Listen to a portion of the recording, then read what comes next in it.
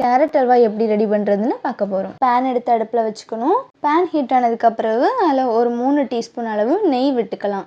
நெய் உருகி ஆயில் மாதிரி வந்ததுக்கு பிறகு அதில் நம்ம முந்திரி பருப்பு கொஞ்சமாக எடுத்து அதை அந்த நெய்யிலேயே வறுத்துக்கலாம். இப்போ நம்ம முந்திரி பருப்பை வறுத்து வச்சாச்சு. இதை தனியாக எடுத்து வச்சுக்கலாம். இப்போ நம்ம அதே நெய்யில் ஒரு 1/4 கிலோ அளவு கேரட் துருவி வச்சுருக்கிறேன்.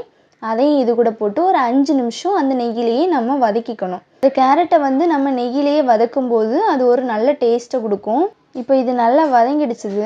இந்த டைமில் 1 கப் அளவு காய்ச்சின பால் அதையும் இது கூடவே விட்டு இதை நல்லா மிக்ஸ் பண்ணி விட்டுக்கோங்க. இது நம்ம பால் விட்டு செய்கிறதுனால இன்னுமே டேஸ்ட் அதிகமாக இருக்கும்.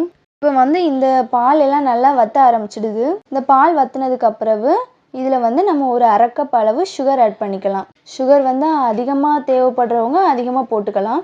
ஓரளவு நார்மலாக எடுக்கிறவங்களுக்கு இது போதும். சுகர் போட்டு நல்லா கைவிடாமல் நல்லா கிண்டி விட்டுக்கிட்டே இருங்க. இந்த சுகர் அந்த கேரட் கூட நல்லா மிக்ஸ் ஆகி வரும்போது அதோட கலர்லாம் சேஞ்ச் ஆகி வரும். பாருங்கள், அதோட கலர் நல்லாவே சேஞ்ச் ஆகிறது உங்களுக்கு தெரியும். இதை நல்லா கைவிடாமல் கிளறி விட்டுக்கிட்டே இருங்க. இது ஓரளவு கெட்டியானதுக்கு பிறகு இதுக்கு கூட நம்ம வறுத்து வச்சுருக்கிற முந்திரி பருப்பை ஆட் பண்ணிடலாம். அது கூடவே 1 டீஸ்பூன் நெய்யும் விட்டுக்கலாம். விட்டு அதை நல்லா மிக்ஸ் பண்ணி விட்டுக்கோங்க. கைவிடாமல் கிளறி விட்டுக்கோங்க. இப்போ உங்களுக்கு பார்த்தாலே தெரியும் அந்த அல்வாவோட பதம் வந்துக்கிட்டே இருக்குது. இன்னும் கொஞ்ச நேரம் கூட நம்ம கிண்டி விட்டோம்னா அது ஃபுல்லாக நமக்கு ரெடி ஆயிரும். இந்த ஸ்டேஜ்லேயே நம்ம ஸ்டவ்வை ஆஃப் பண்ணிடணும். இதுக்கு மேலேயும் நம்ம ரொம்ப கிண்டிகிட்டே இருந்தோம் அப்படின்னா ரொம்ப கட்டியாகி ரொம்பவே இறுகிரும்.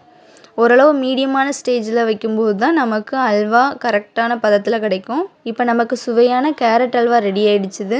இதை நீங்கள் வீட்லேயும் செஞ்சு பாருங்கள். ரொம்பவே நல்லாயிருக்கும், டேஸ்டியாக இருக்கும். இது போன்ற வீடியோஸுக்கு நம்ம சேனலை சப்ஸ்கிரைப் பண்ணுங்கள்.